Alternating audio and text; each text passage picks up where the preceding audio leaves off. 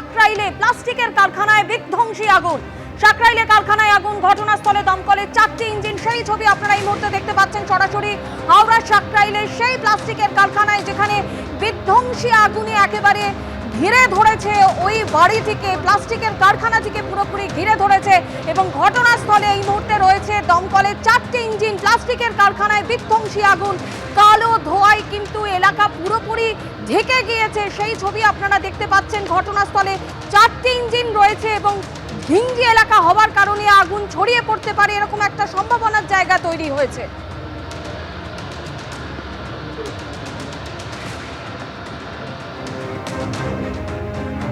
দেখতে পাচ্ছেন সেই ভয়াবহ আগুনের ছবি, অর্থাৎ আগুনের ভয়াবহতা এই ছবিতেই স্পষ্ট।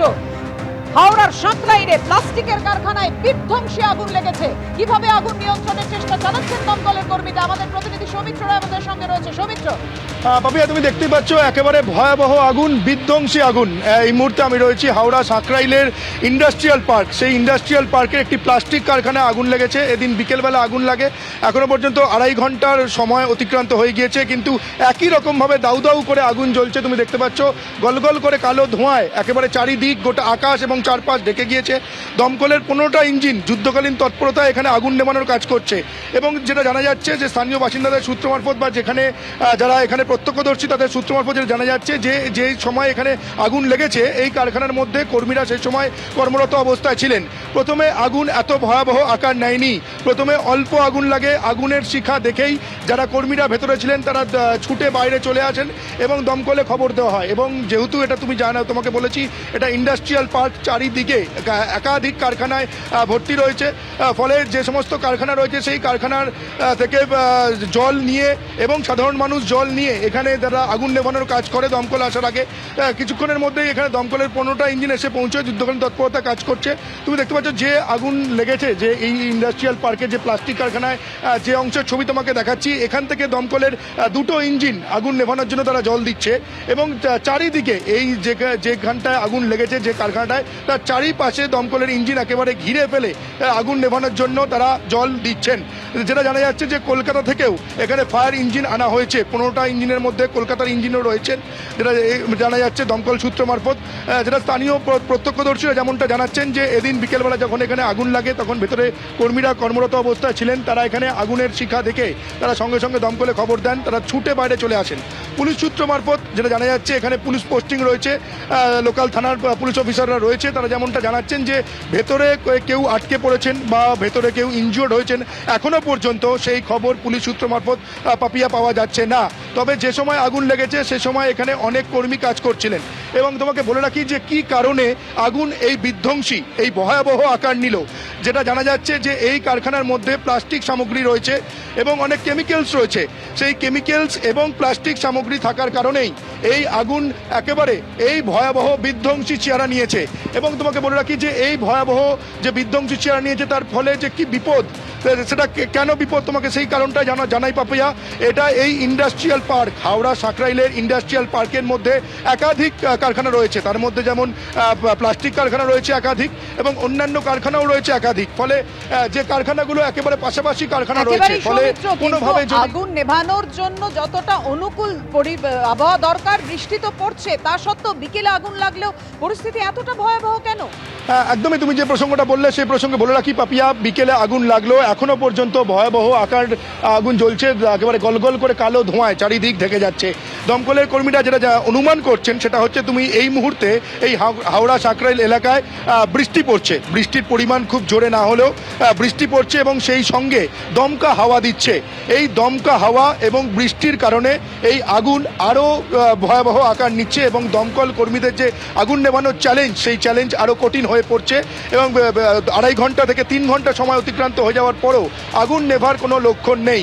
যারা স্থানীয় বাসিন্দারা রয়েছেন এবং যারা কর্মীরা এই কারখানায় কাজ করেন, আশেপাশের কারখানায় যে সমস্ত কর্মীরা কাজ করেন, তারা যেমনটা জানাচ্ছেন যে মুহূর্তে আগুন লেগেছিল সেই মুহূর্তে হয়তো আগুন ছোট অবস্থা, আগুন অতটা ভয়াবহ আকার নেয়নি, কিন্তু সময় যত এগিয়েছে, সময় যত পেরিয়েছে ততই আগুন ভয়াবহ আকার নিয়েছে। এই মুহূর্তের ছবি আমার ক্যামেরা পার্সন অপূর্ব মাঝি দেখাচ্ছে। দেখো চারিপাশ একেবারে কালো ধোঁয়ায় ঢেকে গিয়েছে।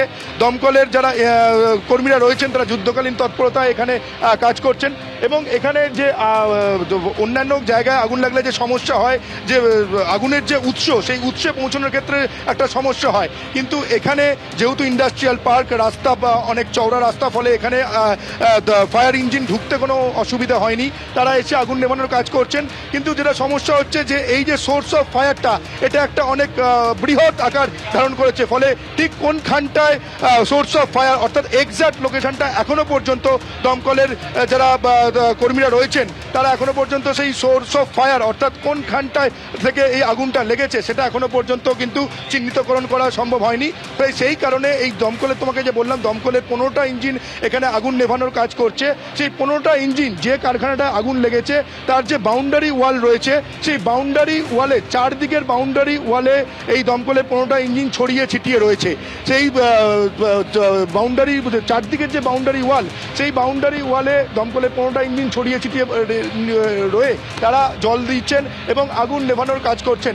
এই যে গলগল করে এখনো পর্যন্ত যে কালো ধোঁয়া চারিদিক ঢেকে গিয়েছে, খুব স্বাভাবিকভাবেই এটা একটা ইন্ডাস্ট্রিয়াল পার্ক, প্রচুর কর্মী এখানে কাজ করতে আছেন, তারা রীতিমতো আতঙ্কিত হয়ে পড়েছেন এবং এখনো পর্যন্ত এই অগ্নিকাণ্ডের ঘটনায় এই ইন্ডাস্ট্রিয়াল পার্কে চাঞ্চল্য রয়েছে। তোমাকে ছবিটা আরও একবার দেখাবো, তুমি দেখো, দেখতেই পাচ্ছ যে আগুন 2.5 ঘন্টা থেকে 3 ঘন্টা অতিক্রান্ত হয়ে যাওয়ার পরও এখানে যারা রয়েছেন দমকলের কর্মীরা তারা বলছেন তারা এখনো পর্যন্ত যে আগুন নিয়ন্ত্রণে তো কোনোভাবেই বলা যাবে না এবং আগুন নিয়ন্ত্রণে আনার জন্য তারা আপ্রাণ চেষ্টা চালাচ্ছেন। কিন্তু তোমাকে যেটা বললাম যে আবহাওয়ার পরিস্থিতির জন্য দমকল কর্মীরা যারা রয়েছেন তাদের কাছে চ্যালেঞ্জ আরও কঠিন হয়ে পড়ছে। কারণ তোমাকে এই মুহূর্তে এই হাওড়া সাঁকরাইলে যে ইন্ডাস্ট্রিয়াল পার্কে যেখানে আগুন লেগেছে সেখানে দমকা হাওয়া দিচ্ছে এবং সেই সঙ্গে বৃষ্টিও পড়ছে, ফলে এই বৃষ্টি পড়ার কারণে এবং দমকা হাওয়ার কারণে এই আগুন আরও বেড়ে যাচ্ছে বলে যারা দমকলের এখানে কাজ করছেন তারা তেমনটাই জানাচ্ছেন। এবং তোমাকে কী কারণে আগুন লেগেছে এটা একটা প্রশ্ন আসে, সেটা দমকল কর্মীরা বলছেন এখনও পর্যন্ত তাদের পক্ষে কী কারণে আগুন লেগেছে সেই কারণ চিহ্নিতকরণ করা এখনও পর্যন্ত সম্ভব হয়নি। সেটা তদন্ত সাপেক্ষ ব্যাপার, এরপরে এখানে ফরেন্সিক হবে, তদন্ত হবে, তারপর জানা যাবে যে কী কারণে আগুন লেগেছে। তবে এখনও পর্যন্ত যে আগুনের যে তুমি লেলিহান শিখা দেখতে পাচ্ছ বা বিধ্বংসীর চেহারা দেখতে পাচ্ছ, সেই বিধ্বংসী রূপ যখন থেকে আগুন লেগেছে এখনো পর্যন্ত কোনো রকম তার বদল হয়নি।